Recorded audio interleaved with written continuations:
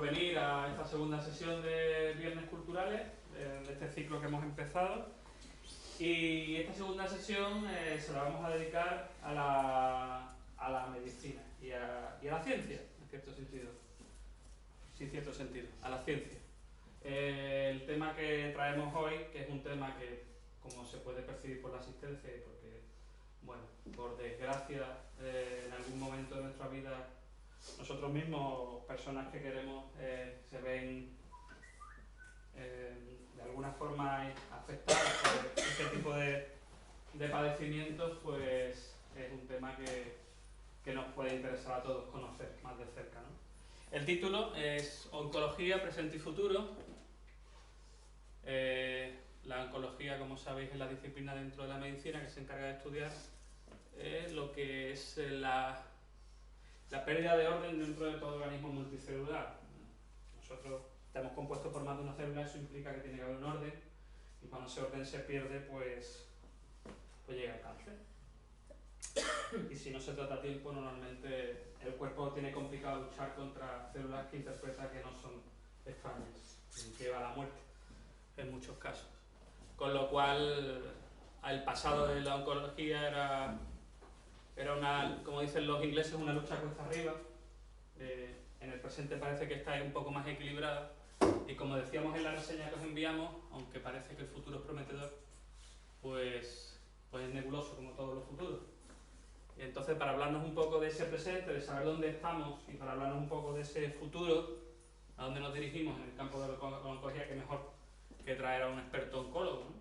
Y que nos comente desde su experiencia en primera línea de esa batalla cómo se desarrolla la lucha del ser humano y de la humanidad con las mejores armas que tiene, que son las del conocimiento, las de no autoengañarse, las de hacer pruebas y más pruebas para intentar distinguir el placebo del tratamiento y para intentar añadir más años a la vida y más vida a los años, ¿de acuerdo? El experto que traemos hoy, el doctor Pedro Valero, el director del equipo multidisciplinar OncoAvance, y bueno, tiene más de 20 años de experiencia en su campo, y aparte de eso, pues promete una charla muy amena, muy enriquecedora, muy ilustrativa y, por supuesto, posteriormente, abierta a todas las preguntas que tengamos que hacer y todas las dudas que nos suscite, o todas las nuevas dudas que sus respuestas nos despierten. Por todo ello, y sin nada más que añadir, pues espero que disfrutéis de la charla que nos va a proporcionar el doctor Pedro Valero. Muchas gracias.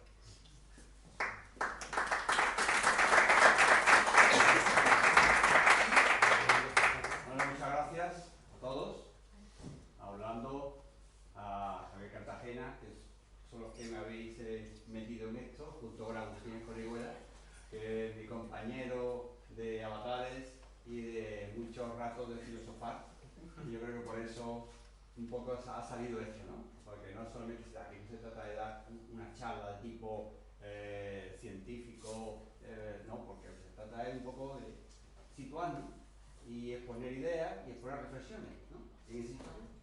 Entonces, así quiero primero dar las gracias a todos por estar despertados aquí una tarde de viernes, y yo, bueno, voy a explicar un poquito dónde estamos, cuál es mi opinión. Esto es mi opinión de dónde estamos, y para ello quiero hacer un pequeño recorrido histórico, pero muy breve, no es nada pesado.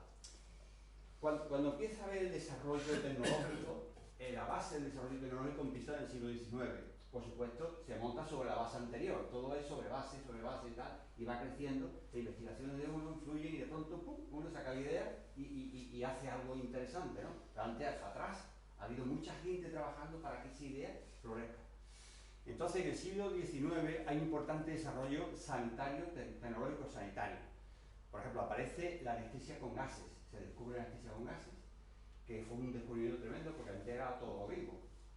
Entonces ya se dormían las personas con una anestesia peligrosa, la de gases, pero anestesia.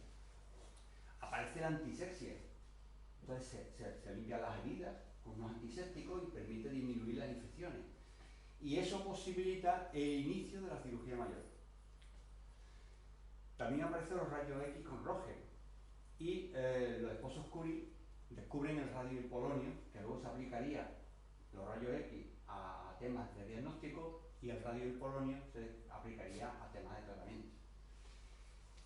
Ya en el siglo XX, pues se descubre que esto hace nada, se descubre el origen microbiano de las infecciones. Y en los años 40 se desarrolla el primer antibiótico adecuado, que es la penicilina. Entonces, estamos ahí al lado. Con el desarrollo de antibióticos ya se descubre cuál es el mecanismo de actuación y empiezan a aparecer no solamente ya la penicilina, sino que sacan derivados de la penicilina y aparecen otros antibióticos. Con esto, las enfermedades infecciosas disminuyen y hay un alargamiento de la esperanza de vida y por ende aparece la enfermedad, una enfermedad que es propia del envejecimiento, aunque se da en gente joven también, pero es más propia del envejecimiento, que es el cáncer, y aparece el boom de la enfermedad. Ya en los 60 se demuestra que el tabaco es causante de algunos cánceres. Entonces aparece el concepto del factor exógeno causante y con ello surge la prevención primaria. Son conceptos que van saliendo, que luego van a permitir el desarrollo de la oncología moderna. En los 90 se descubren nuevas sustancias y aparecen ya los nuevos citostáticos. Porque el primero fue la mostaza nitrogenada, que se descubre en la Segunda Guerra Mundial cuando se bombardea un carguero en Italia y lo que tenía una especie, bueno, tenían mostaza para allí almacenado y eso produce leucemia y produce alteraciones sanguíneas y entonces piensan que si altera la sangre se podría utilizar también como tratamiento. Pues ya en los 60, perdón, en los 90 aparecen nuevas sustancias, nuevas drogas como citostáticos y se empieza el desarrollo del conocimiento molecular. Desde finales del 20 y ya en el siglo XXI hay una explosión de conocimiento y avance. Eso ya es, sobre la base de lo anterior, empieza a haber un desarrollo tremendo. Y la ingeniería y la informática hacen avanzar el diagnóstico y tratamiento de las enfermedades a pasos agigantados. Se secuencia el genoma humano, con lo cual permite descubrir el origen y la base de muchas enfermedades genéticas.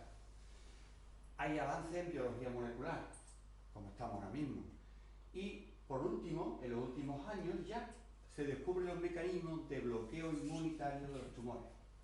Los tumores producen un bloqueo inmunitario que soslayan la inmunidad y permite el crecimiento. Y eso se ha descubierto cómo actúan los tumores para bloquear la inmunidad en los últimos años. Y aparecen sustancias nuevas. Y ahí estamos, en esa situación. Pues al final de estos 56 años de historia, ¿qué preguntas nos podemos hacer? Y ahí viene un poquito la reflexión y el desarrollo. ¿Hemos mejorado resultados? ¿Son los tratamientos más eficaces y menos lesivos? ¿Tienen los pacientes una mejor calidad de vida? ¿Hemos prolongado la supervivencia de los no curables? Yo creo que son las preguntas que nos hacemos todos y que, bueno, pues aquí las noticias que recibimos de los periódicos, 8 de cada 10 mujeres superan el carcinoma de mama, curan del carcinoma de mama, no es que lo superen, curan. Por tanto, esto es un avance. En el 2015 pues hay pasos gigantes para vencer al cáncer, las terapias dirigidas, la inmunooncología, la biopsia líquida para el diagnóstico cuando no podemos hacer una biopsia del tumor, conseguimos con biopsia en la sangre a través del ADN poder diagnosticar el tumor que lo origina. Es decir, la noticia es que estamos ganando la guerra contra el cáncer y muchos expertos creen que la enfermedad dejará de ser un problema en una década. ¿Esto es así? Pues algo de eso existe. Fijaros, esto está el año 75 y el 2012. Estos son la curva de muertes por cáncer en los hombres y en las mujeres. Fijaros que si sigue la curva esta, seguiría subiendo y sin embargo a partir del año 90 y algo, que es cuando empiezan a aparecer las nuevas terapias, se aplica más la radioterapia, los citostáticos han avanzado, la curva ya tiene una inflexión y hay una disminución de un 40% sobre la curva que sería la lógica. Es decir, que se ha hecho una ganancia importante. Sin embargo, ha seguido subiendo. En las mujeres ha habido también una ganancia, aunque discretamente menor, pero ha habido ganancia. Luego, ¿hemos mejorado los resultados? Pues sí. ¿Cómo hemos mejorado los resultados? ¿Porque hemos hecho muchas cosas? ¿O por otro motivo? Yo pienso que hay que analizarlo un poquito y ponernos en situación. Lo que más ha mejorado el resultado ha sido la prevención. Como siempre, la vacuna es lo que más han hecho para disminuir enfermedades. El agua, no me refiero aquí a la vacuna, sino me refiero en general. La cloración del agua ha sido un avance tremendo. Que haya unas vías de salida sanitaria a las casas, a las ciudades y todo eso esté controlado, ha sido grandes avances en la prevención. En el cáncer, ¿cómo ha actuado? Pues dejando de fumar han disminuido mucho los tumores de la esfera otorrino, el pulmón y la vejiga, fundamentalmente. Es donde la acción del tabaco va a producir más daño. El cuello de útero, el carcinoma de cuello de útero, de cervix, pues el uso del preservativo y últimamente, en el último año, la vacunación para el papoavirus también ha dado otro vuelco grande en esta situación. Antiguamente veíamos muchísimo carcinoma de cervix y además una situación muy desastrosa. Eso hoy día se sigue viendo, pero con muchísima menos incidencia. Hay una mejora en la alimentación, menos grasas, menos carnes rojas y azúcares de absorción rápida y más fibra, verdura y fruta, prevención en la alimentación. Aumentando el ejercicio físico, que disminuye la obesidad y la hiperglucemia y otra serie de factores que hacen que el organismo se defienda mejor y la inmunidad actúe mejor. Exámenes, la prevención secundaria, que es aquella que permite diagnosticar cuando el tumor está en fase curable. Esa es la prevención secundaria. Hemos hablado de la prevención primaria, que es evitar las causas. La prevención primaria y secundaria sería el del diagnóstico temprano. Entonces, pues, se hacen exámenes de mama ginecológicos, las colonoscopias en los casos de riesgo de padecer carcinoma colorectal, el descubrimiento del Helicobacter pylori como causa de inflamación crónica gástrica. Sabéis que las úlceras antes eran, bueno, porque el estrés, porque no sé qué, en fin, se echaban la culpa a mil cosas. Hoy se sabe que la produce un bichito, que es el Helicobacter pylori. El estrés también las produce, pero el Helicobacter pylori es el mayor causante de úlceras, y no solamente de úlceras, es de inflamación gástrica. Y por tanto causante de tumores gástricos, de gastritis, como inflamación crónica, tumores gástricos, linfoma, etc. El tratamiento de la hepatitis C, que esto ha sido muy reciente, en los 2 últimos años. La hepatitis C motivaba una hepatitis crónica, y la hepatitis crónica y la presencia del virus en las células del hígado acababan en un hepatocarcinoma, en muchos casos. Pues ahora el tratamiento de la hepatitis C antiviral consigue las curaciones de la hepatitis C. Entonces evitamos la cirrosis y evitamos esto. Y si os fijáis, estas son las curvas de muertes por cáncer en hombres y en mujeres, por localización. Fijaros que el pulmón fue increciendo, la presión de los cigarrillos ya liados, ya en paquete, fue tremendo lo que hizo, porque la gente fumaba mucho más. Antes era liada y fumaba mucho menos, pero cuando ya lo vendían ya hecho, pues empezó a fumar muchísimo más. Llega un punto en el cual se da cuenta que el cáncer de pulmón y otro está producido por el tabaco y empieza el hombre a dejar de fumar. Fijaros cómo baja la curva. En las mujeres, primero, entraron más tarde y segundo, más difícil que dejen de fumar. ¿Por qué? Pero es así. Entonces, esta curva, primero, subió menos y segundo, baja menos también. En los hombres, la próstata, desde que se aparece el PSA para descubrir los tumores en fase temprana, también la curva tiene una inflexión. Prevención secundaria. Colorectal, lo mismo, prevención secundaria. Estómago, prevención primaria, el Helicobacter se trata. Y así, en la mujer, el pulmón, la mama, por el estudio que se hace de mama, colorectal igual, el estómago y el carcinoma de cervix. ¿Vale? En el resto, ¿qué pasa? Bueno, aquí si veis el carcinoma de cervix, fijaros la evolución que ha hecho en los países desarrollados y los países no desarrollados. Ha ido cayendo de una forma espectacular con el uso de preservativos fundamentalmente.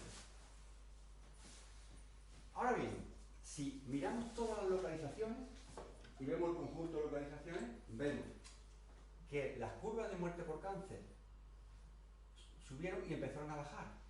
Pero fijaros que están muy altas todavía en los hombres. En las mujeres han bajado algo más, pero siguen estando a unos niveles muy altos. ¿Esto por qué es?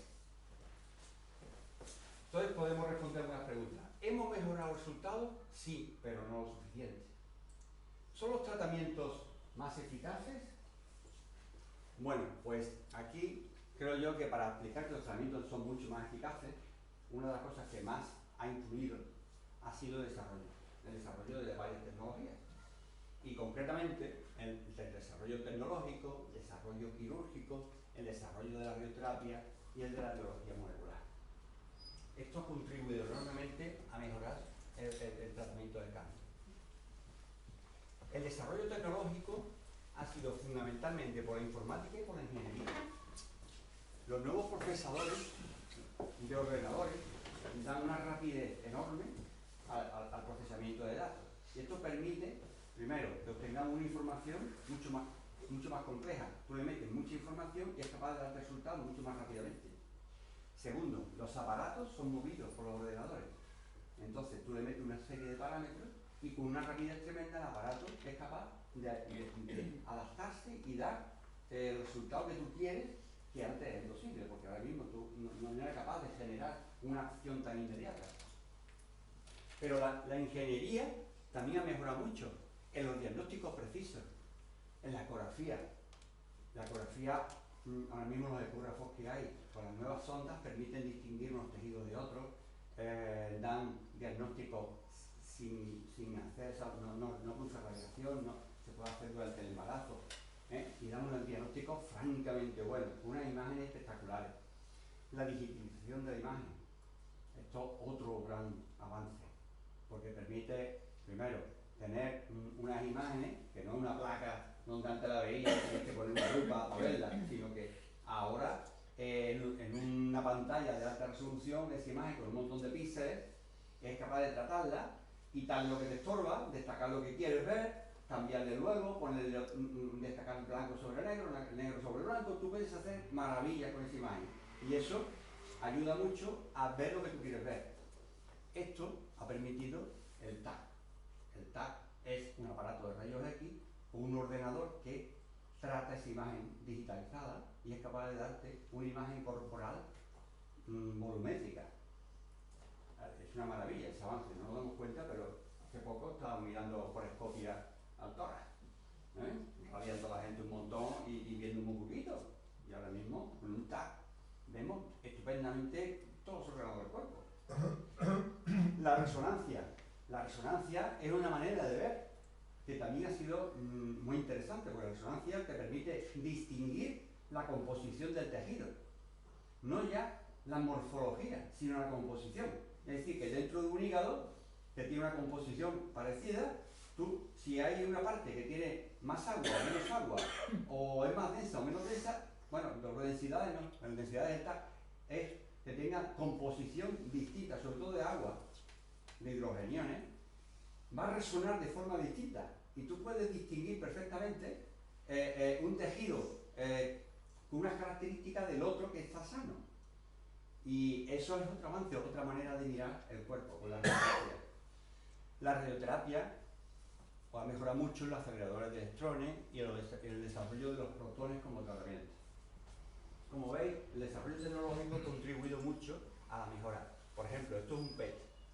Fijaros, un PET en una paciente que tiene un linfoma. Esto que veis aquí son los riñones, por tanto es normal. Esto es la vejiga, este es el corazón y este es el cerebro, ¿vale? Esto es normal. Aquí lo patológico es esto. Esto es lo patológico. Bueno, pues esta señora que tiene un linfoma, se le hace su tratamiento con quimioterapia y al poco tiempo, 2 ciclos solo, si hacemos un TAC, tiene los mismos ganglios que tenía al principio. Es decir, los ganglios se han reducido muy poco, pero estamos consiguiendo efectos, estamos consiguiendo que mejore, si estamos consiguiendo un efecto positivo, podemos continuar el tratamiento, si no hay que hacer un cambio de tratamiento. Y a los 2 ciclos le hacemos otro PET y fijaros, los ganglios están ahí, no los veis porque no es un TAC, es un PET, pero los ganglios tienen el mismo volumen prácticamente, sin embargo, no consumen glucosa. Es decir, son células que ya no consumen glucosa, no tienen actividad. Otra manera de ver y que te lo permite pues el uso del PET, ¿no? Otro avance que ha sido importante para la oncología. El desarrollo quirúrgico, la especialización de los cirujanos oncológicos que saben mucho mejor cómo tratar, por tanto producen menos mutilaciones, pero la cirugía es mucho más eficaz. El desarrollo de la laparoscopia, la cirugía hepática, a partir de los trasplantes de órganos, se desarrolla la cirugía hepática y hoy se sabe que tú puedes operar el hígado y que el hígado es capaz de restaurarse, de volver otra vez a tener volumen primitivo, es decir, se recupera. Todo eso ha sido avances que ha permitido a partir de los trasplantes. La cirugía conservadora, sobre todo en la mama, que ha disminuido mucho las mutilaciones. La cirugía reconstructiva, en mama, en vejiga, en colon, que permite también muchas menos mutilaciones y que la persona tenga una vida más confortable. Por ejemplo, aquí la cirugía laparoscópica, como podéis ver, el cirujano no actúa directamente sobre el abdomen, no ve a través de un monitor de alta resolución. Y esto, pues, ¿cómo lo consigue? Pues simplemente en el abdomen hace varios orificios, por lo que mete un sistema de visión y de iluminación y unos pinzas por donde va trabajando, va cortando o da puntos. Y a esto lo ve a través de un monitor de alta resolución, pero claro está, separados los órganos uno de otro. Aquí, como hay menos agresión, sangra mucho menos. Como hay menos agresión, se recupera enseguida.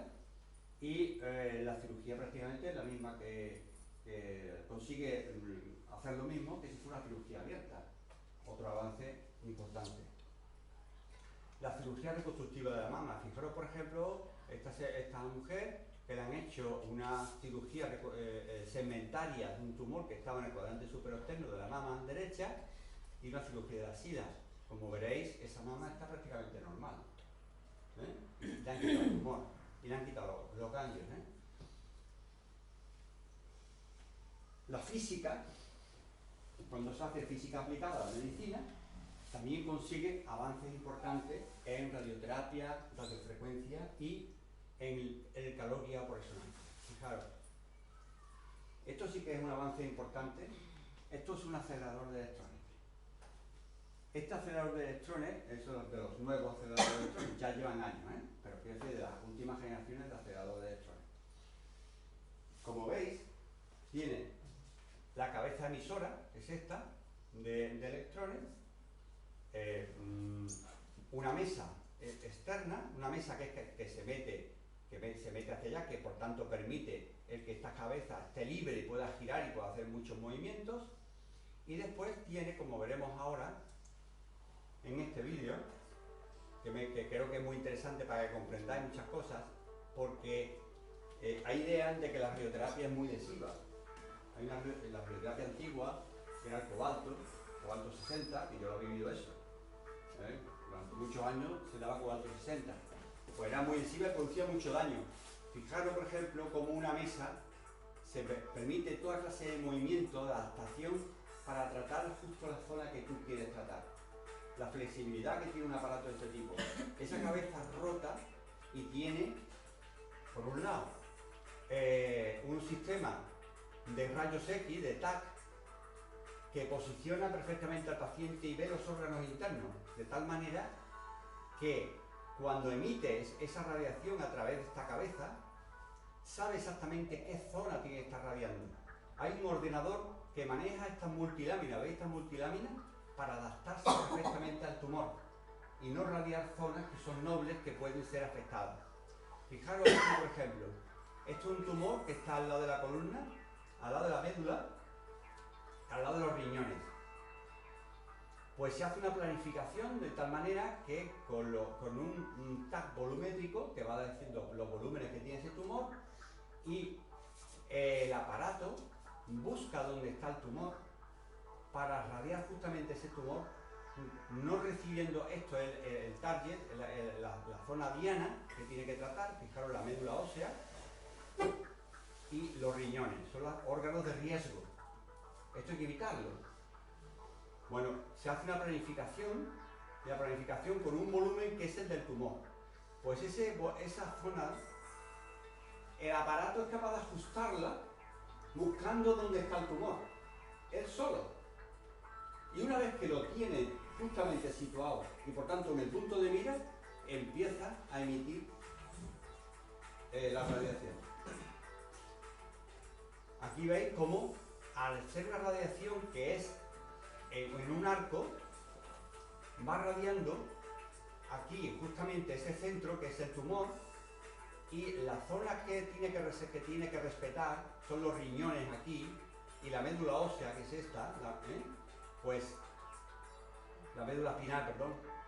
Esa zona queda liberada de radiación de alto riesgo, o sea, la dosis que recibe es una dosis baja de radiación, y sin embargo el tumor recibe una dosis máxima.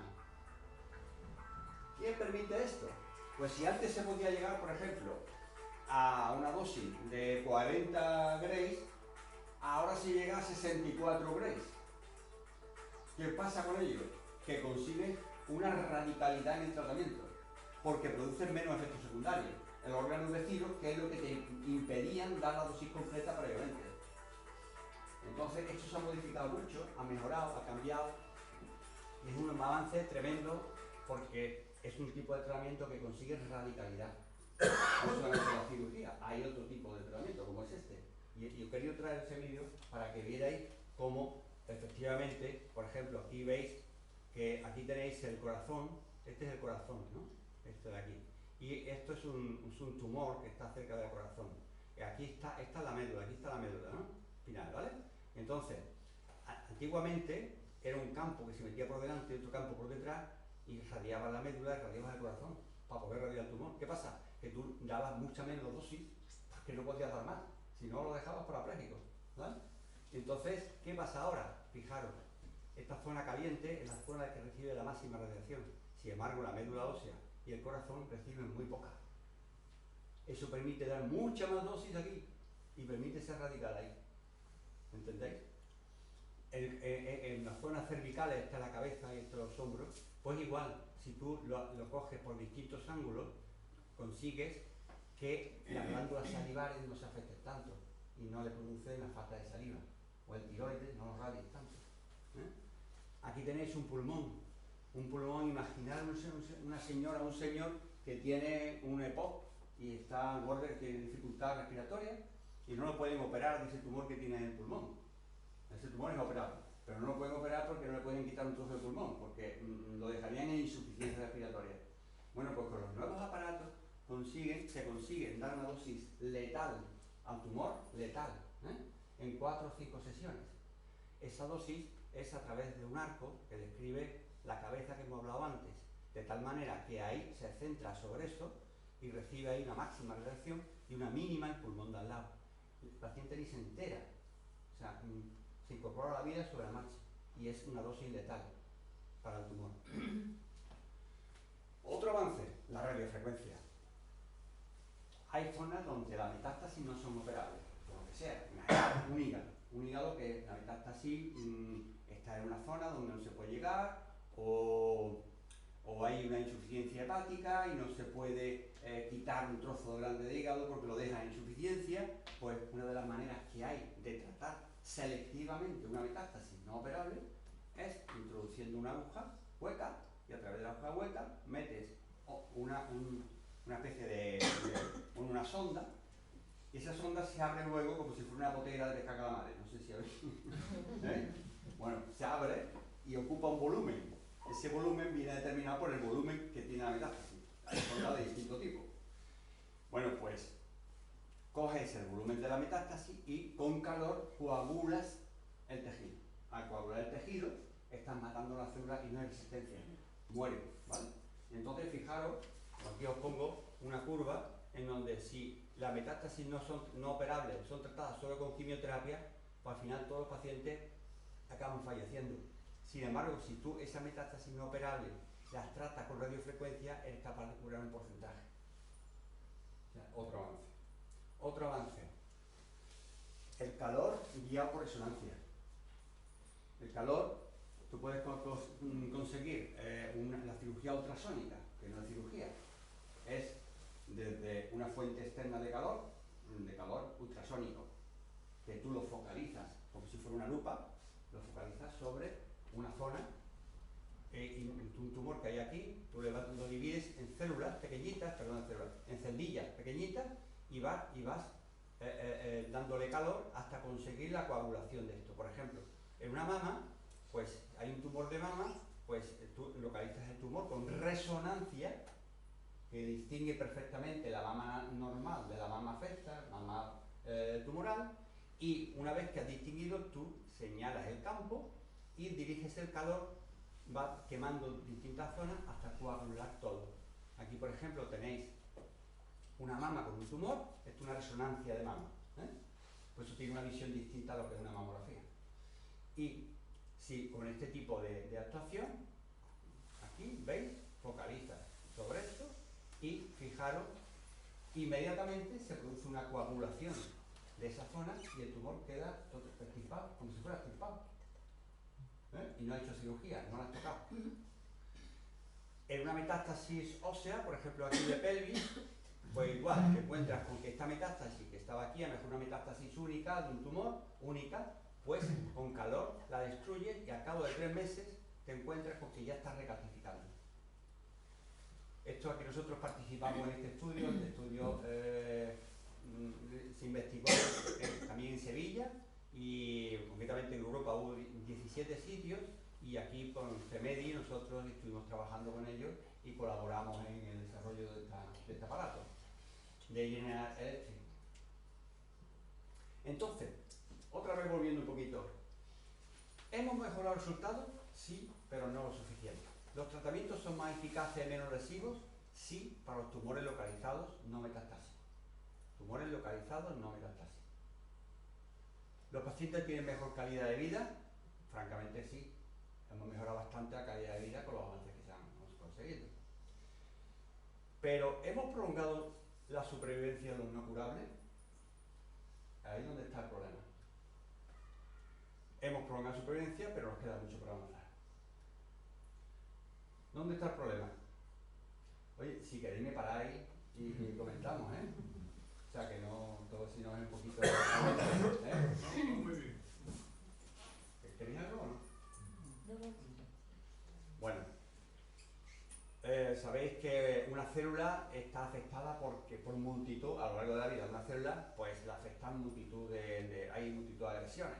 Están los factores externos, la radiación, los productos químicos que inhalamos, bebemos, comemos, la inflamación crónica de los tejidos, por virus o por irritación, los oncovirus que nos infectan y producen lesiones en el ADN, y si hay una base de alteraciones hereditarias del ADN, pues todo esto se aumenta en el órgano donde está más afectado eso. ¿Qué pasa? Que sobre la cadena de ADN se produce una lesión, una alteración, y esta alteración puede producir que la célula muera y no pueda vivir porque es incompatible con la vida, o sea capaz de desarrollarse pero como célula monstruosa, como una célula tumoral.